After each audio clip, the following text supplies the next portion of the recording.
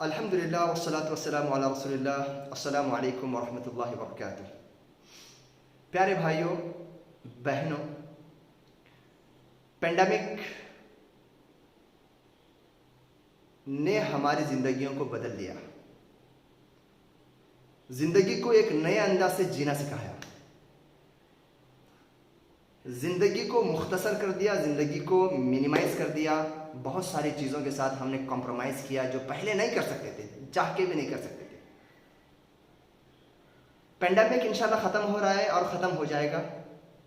Pandemic के ख़त्म होने के बाद जो चीज़ें रैपिडली या फिल फॉर यानी एकदम से जो शुरू हो जाएंगी, जो रुकी हुई हैं या जो है जो वेटिंग में है, उसमें से एक चीज़ है शादी।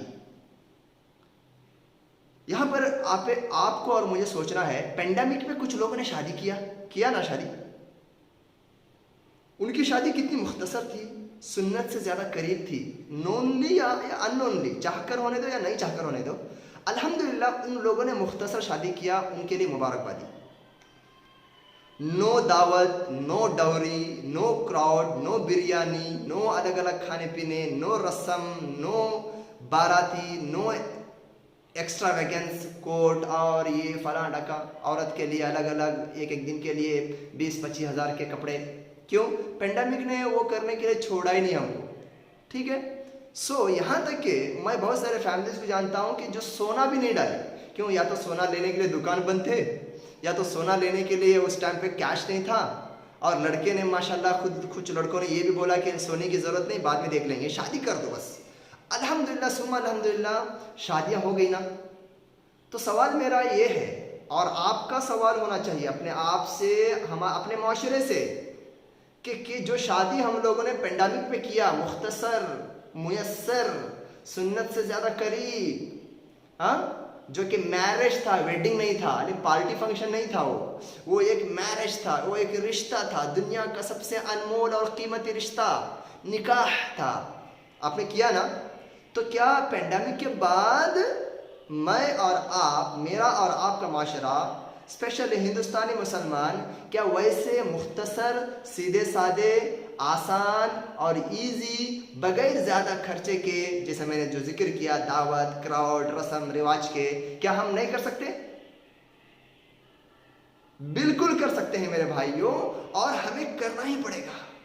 क्योंकि मुस्लिम कौम ने शादी में अब तक जितना पैसा लगाया है ना, उसका अगर 25% भी एजुकेशन पे लगाते, या सोसाइटी के लिए लगाते, या अपने कैरियर को बिल्ड करने के लिए लगाते, या किसी प्रोडक्टिव फील्ड में लगाते, यकीन मानिए मुसलमान इंडिया का सबसे रिच और सबसे क्वालिफाइड कौम होती। लेकिन मैक्सिमम हमारा पैसा जाता है, या माँ बाप की कमाई का ज़्यादा पूंजी वो जमा के रखते हैं अपने लड़की बच्चियों के शादी के लिए। ओके, मैं यही मैसेज आज लेकर आपके पास आया हूँ। शादी हमने मुख्तसर किया पेंडेमिक में, है ना, तो ये सिलसिला यहीं पर बाकी ना रहे, ये सिलसिला आगे बढ़े। अब जो पेंडेमिक के बाद जो फौरन शादी करने वाले जो लड़के हैं, वो खुद बोले लड़की वालों से, देखिए शादी सिंपल होनी चाहिए। लड़के का बाप कौन बोलेगा ये बात?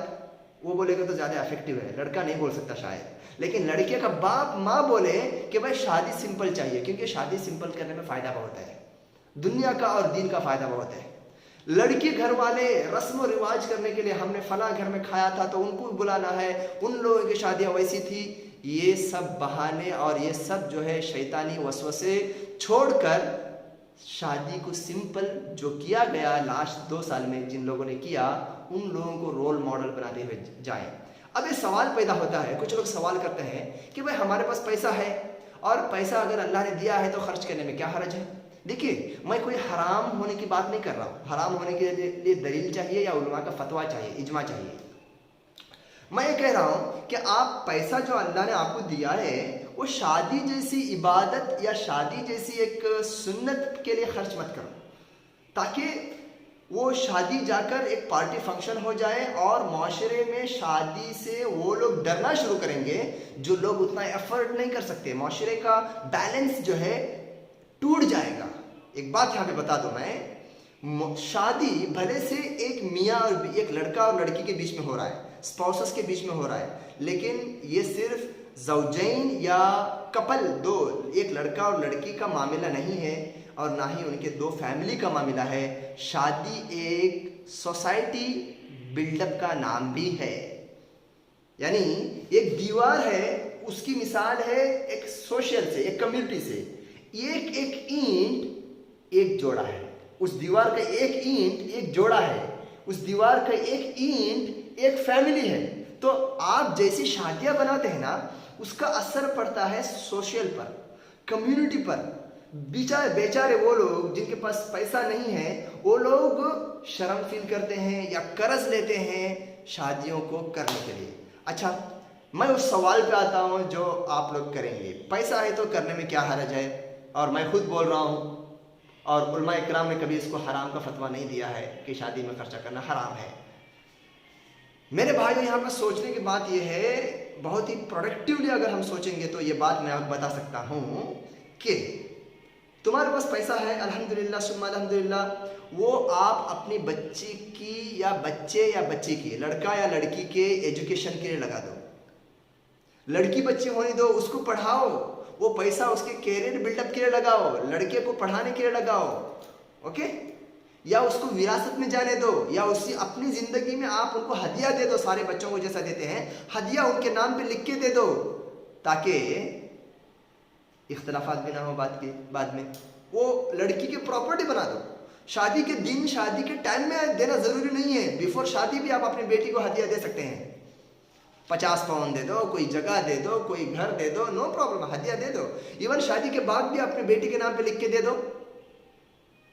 समझे आप? इसके बड़े फायदे हैं। मेरी लास्ट की जो वीडियो थी, जो इससे पहले मैंने बनाया था एक वीडियो, कि भाई शादी में दिए जाने वाले ऐसे, जो जिसका कोई लिखाई पढ़ाई में नहीं होता, और बेटी को बहुत सारे पाउंड्स और ग्राम्स में सोना देते हैं, जो मियाँ बीवी के बीच में इख्तलाफात का सबब बनता है, स्पेशली तलाक और खुला के मौके पर। उसी रीज़न की वजह से सोने के ट्रांजैक्शन को लेकर वो न तलाक ले पाती है, न वो खुला ले पाता है, और न वो खुला देता है, क्योंकि वो ऑलरेडी वो अपने, जब वो अच्छे थे तो वो उसको खर्च किए हुए रहते हैं। तो मैं वापस आ रहा हूँ अपनी बात पर। पेंडेमिक में की हुई मुख्तसर और सिंपल सीधी सादी शादियों को हम लोग दोहराना चाहिए। मैं आपको एक बात बताऊँ बहुत अफसोस के साथ, मुस्लिम कम्युनिटी इंडिया की 80% जो लोन लेती है, बैंक से होने दो या अपने रिश्तेदारों से होने दो, शादियों में लेती है। शादी को क्यों इतना एक्सपेंसिव बनाया है हम लोगों ने?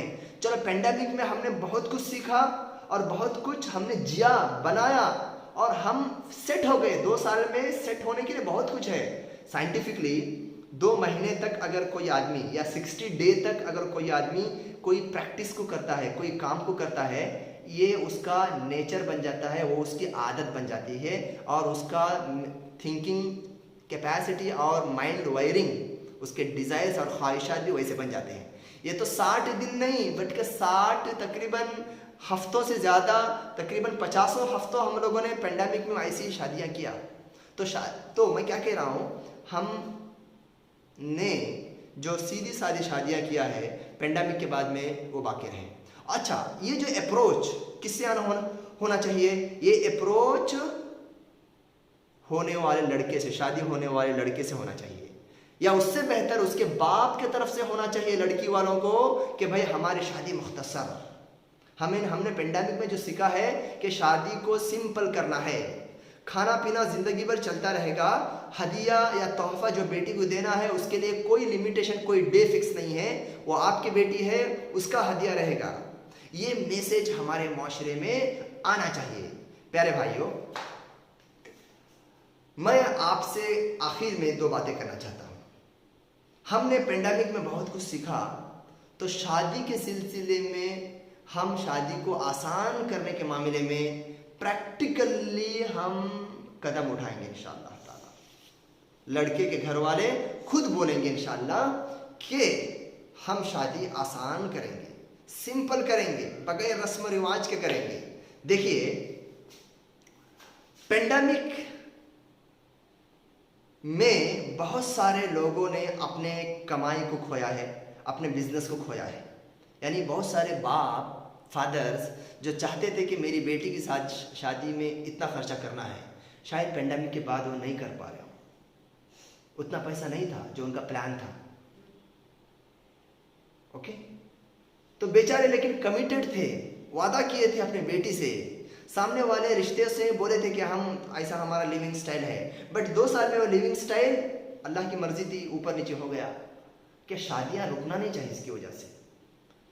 मैं बोलता हूं दुल्हों से, शादी होने वाले लड़के से, और उससे भी आगे बढ़कर जो उनके जो गार्जियन हैं, उनके बाप या माँ, वो खुद बहू के घर वालों को, होने वाले बहू के घर वालों को बोले देखिए हम शादी को सिंपल करेंगे। अगर ऐसा अगर ज़रा भी आपको महसूस हो कि सामने वाले वो इकोनॉमिकली सिंक हो गए हैं, इकोनॉमिकली वो लोग स्ट्रगल कर रहे हैं, तो आप पर वाजिब बनता है कि आप उनसे बोलो कि आप अपनी बेटी हमें शादी में, हमारे बेटे के शादी में दे रहे हो, निकाह में दे रहे हो, लेकिन ख़र्चा या इस तरीके का जो है कुछ ज़्यादा जो है ना एक्सपेंसेस नहीं होना चाहिए। मेरे भाइयों, ये अगर हम करेंगे ना, देखिए वो रिश्ते ये जो सिंपल शादियों के जो रिश्ते, देखिए कितने मुबारक होंगे, एक दूसरे का ज़िंदगी भर शुक्रिया अदा करेंगे, और इनको देखकर सोशल में दूसरे लोग जो इनको कॉपी करेंगे उसका भी अजर इनको मिलेगा।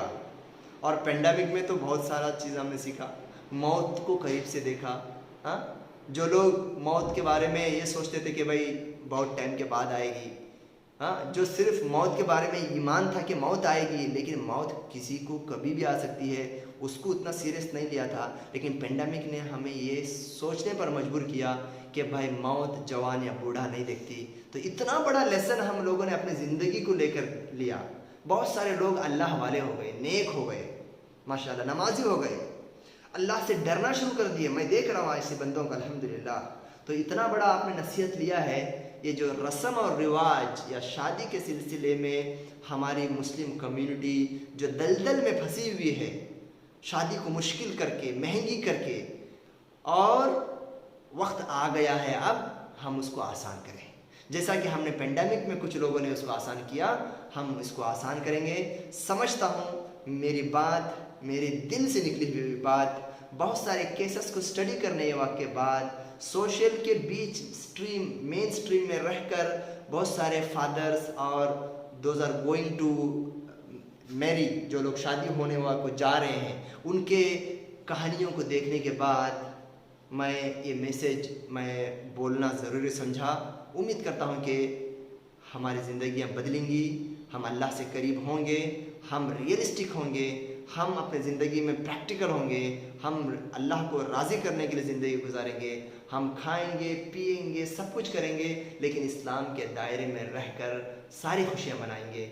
जज़ाकुमुल्लाहु खैरन। अस्सलामु अलैकुम व रहमतुल्लाहि व बरकातहू।